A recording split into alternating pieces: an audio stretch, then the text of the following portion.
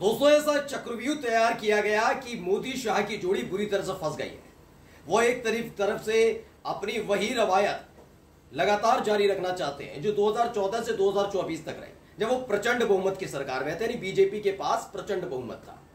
वही अब भी हालत है, 240 सीट पर आ गए, लेकिन हेकड़ी खत्म नहीं हो रही। और माना जा रहा है ये हेकड़ी, ये अकड़, ये टशन दिखाना मोदी सरकार को भारी पड़ सकता है। वजह है एक ऐसा पद जिस पद को लेकर जनता दल यूनाइटेड और टीडीपी ने अब खुल्लम खुल्ला मोर्चा खोल दिया है। जी हां, मैं स्पीकर पद की बात कर रहा हूं। दरअसल ये जनता दल यूनाइटेड भी जानती है और तेलुगु देशम पार्टी भी जानती है, यानी चंद्रबाबू नायडू भी जानते हैं।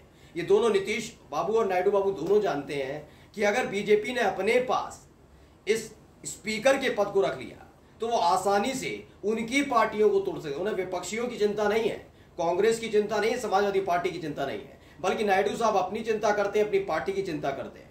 नीतीश बाबू अपनी चिंता करते हैं। उन्हें पता है जैसे ही स्पीकर पद बीजेपी के पास जाएगा, अगले 1 साल के भीतर नीतीश कुमार की जेडीयू और नायडू साहब की टीडीपी टूट जाएगी। इसीलिए जैसे ही मोदी सरकार की तरफ से, या यूं कहा जाए बीजेपी की तरफ से दावा किया गया कि वो किसी भी कीमत पर स्पीकर पद अपने पास रखेंगे, वैसे ही अब खुल्लम खुल्ला मोर्चा खोल दिया गया। यानी अगले 6 दिन बाद स्पीकर पद पर मोहर लगनी है कि कौन स्पीकर होगा लोकसभा का। लेकिन अब हालात साफ हो गए, पूरी तरीके से साफ हो गई ये स्थिति कि क्या होने जा रहा है। नमस्कार, मैं हूं प्राज्वल गौतम और आप देख रहे हैं टाइम्स एक्सप्रेस।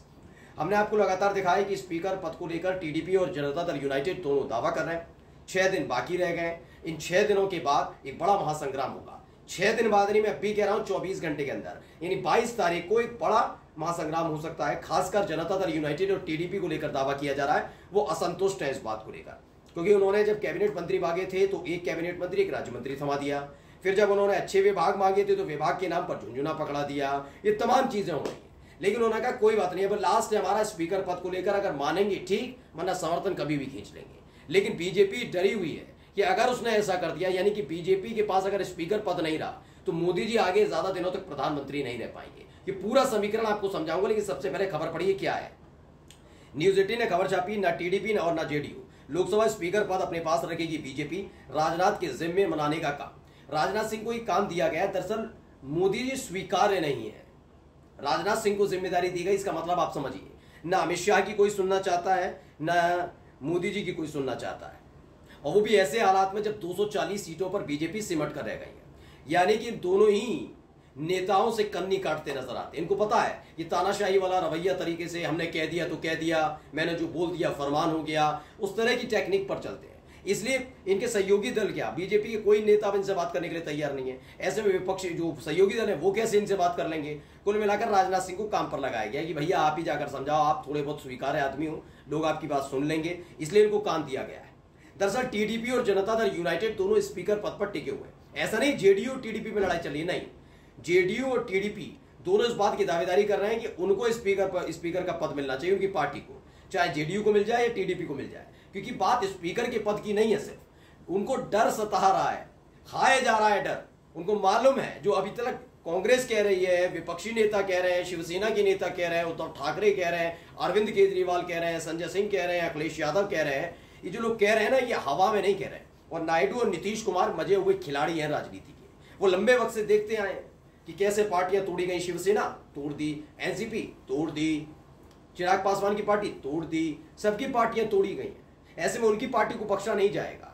वैसे भी नायडू साहब के घर में परिवार के अंदर ही पार्टी को लेकर बड़ा जद्दोजहद चल रही है। डी पुरंदेश्वरी बीजेपी की नेता जरूर है इस वक्त, लेकिन उनकी नजर अपने पिता की पार्टी यानी टीडीपी पर टिकी हुई है। अब जब बीजेपी की नेता है डी पुरंदेश्वरी, तो आखिरकार जब स्पीकर का पद होगा और ऊंच नीच करने की कोशिश चंद्रबाबू नायडू ने की, तो आसानी से स्पीकर के तहत सांसदों को तोड़ दिया जाएगा। ये टीडीपी जानती है, नायडू साहब जानते हैं कि स्पीकर का इस्तेमाल पहले भी हुआ है और बेजा इस्तेमाल किया गया है। स्पीकर ने ये नहीं देखा कि नियम क्या कहते हैं, कानून क्या कहते हैं, लोकतंत्र क्या कहता है, संविधान क्या कहता है। उन्होंने बताऊं क्या देखा, उन्होंने सिर्फ ये देखा कि बीजेपी का हित किसमें है। उन्होंने देखा कि मोदी और शाह क्या चाहते हैं, और उसी आधार पर पार्टियां तोड़ी गई। तो कोई हैरानी वाली बात नहीं है कि आगे आने वाले वक्त में टीडीपी को तोड़ दिया जाए और डी पुरंदेश्वरी के हवाले कर दिया जाए, फिर टीडीपी आसानी से बीजेपी की बी पार्टी बन जाएगी। यही नीतीश कुमार के साथ हो सकता है। फिलहाल ललन सिंह को बुलाकर ले गए अपने साथ, माना जा रहा है ललन सिंह को जब राष्ट्रीय अध्यक्ष पद से हटाया गया था तब खबर आई थी कि नीतीश कुमार ललन सिंह से नाराज चल रहे हैं। उसके बाद ललन सिंह, जब बीजेपी और इनमें सांठगांठ हुई तो ललन सिंह लगातार मोदी से मुलाकात कर रहे थे। खबर है कि अगर स्पीकर पद आया तो ललन सिंह दावेदारी ठोक सकते हैं जनता दल यूनाइटेड पर। ये तमाम चीजें हैं दोस्तों, और ऐसे में बहुत सतर्क है। तो ऐसे में राजनाथ सिंह को जिम्मेदारी दी गई है, लेकिन खबर निकलकर सामने आई है जो जिम्मेदारी राजनाथ सिंह को इस बार दी गई उसे निभाने में वो नाकामयाब रहे। लेकिन खबर सिर्फ स्पीकर पद को लेकर नहीं है, एक और खबर दिखाने जा रहा हूं, खबर पढ़िएगा। ये जनसत्ता ने खबर छापी और क्या लिखा, लोकसभा के डिप्टी स्पीकर को लेकर भी हो सकता है टकराव, जाने विपक्ष क्यों कर रहा है इस पद की मांग। उनका कहना है कि भाई देखिए, लोकतांत्रिक प्रक्रिया में सबका हक होता है कि एक एक चीजें मिलनी चाहिए। पहले तो मैं आपको बता दूं, ये कांग्रेस पार्टी को दिन रात कोसते हैं। 1952 में जब पहली बार इस देश के अंदर चुनाव हुए थे और सरकार चुनकर आई थी, कांग्रेस को बहुमत मिला था। बहुमत मिलने के बावजूद भी ये कांग्रेस पार्टी थी, ये नेहरू सरकार ही थी जिसने मंत्रालय दिए थे। जी, सुनकर आप हैरान रह जाएंगे, श्यामा प्रसाद मुखर्जी और जो जनसंघ के नेता रहे उनको अपनी कैबिनेट में शामिल किया था। मोदी जी कर पाएंगे और इस दौर का कोई नेता कर पाएगा नहीं। नेहरू को कोसना बहुत आसान है, ये काम किया था। लेकिन अब संवैधानिक प्रक्रिया के तहत उनका कहना है कि भैया कर लिया जाएगा, आप स्पीकर पद रखिए, हमें डिप्टी स्पीकर पद चाहिए क्योंकि हमारी भी आवाज सुनी जाए, ये होना चाहिए। क्योंकि पिछले कुछ सालों में हमने देख लिया 2014 से 2024 के बीच किस तरह से सरकारें चली, कैसे आवाज दबा दी गई। सोचिए, इस देश के उपराष्ट्रपति ने सवाल उठाने पर संसद से, राज्यसभा से निष्कासित कर दिए सांसद। इधर ओम बिरला लोकसभा के स्पीकर, मोदी से सवाल पूछा जा रहा है, सरकार से, प्रधानमंत्री से सवाल पूछा जा रहा है, उनकी आलोचना हो रही है तो सारे सांसदों को उठा के बाहर फेंकवा दिया। ये इस देश ने देखा है, इस देश ने एक्टिविटीज देखी हैं कि कैसे उस पद पर बैठकर मनमानी की जाती है। इसीलिए विपक्ष लगातार मांग कर रहा है कि भाई एक तरफ आपके पास है स्पीकर पद तो हमें भी डिप्टी स्पीकर पद दीजिए, कम से कम संतुलन बना रहे। खबर क्या है, लोकसभा का अगला अध्यक्ष किस पार्टी का होगा इसे लेकर स्थिति साफ हो चुकी है। एनडीए के सहयोगी दलों ने बीजेपी को समर्थन दे दिया, इस तरह की खबर निकलकर सामने आ रही है।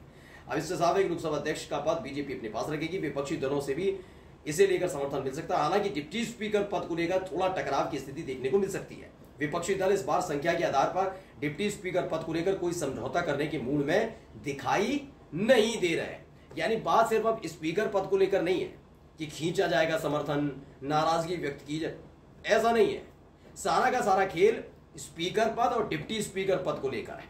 और यहीं से खेल शुरू होता है कि अगर ऐसा हुआ, स्थिति बनी, तो दो चीजें, मोदी सरकार ऐसा क्यों कर रही, बीजेपी ऐसा क्यों कर रही है, समझिएगा कि अगर स्पीकर पद चला गया तो ज्यादा दिन प्रधानमंत्री नहीं रह पाएंगे। क्यों? क्योंकि उनकी अपनी पार्टी के जो नेता हैं वो बगावत कर सकते हैं। तो उनको कंट्रोल करने के लिए, लगाम लगाए रखने के लिए बीजेपी अपने पास, अब ऐसा नहीं विपक्षी पार्टी के नेता या फिर जो उनके सहयोगी दल उनके साथ, बल्कि बीजेपी अपने भी सांसदों की बगावत पर लगाम लगाने के लिए ये स्पीकर पद अपने पास रखना चाहती है। नमस्कार।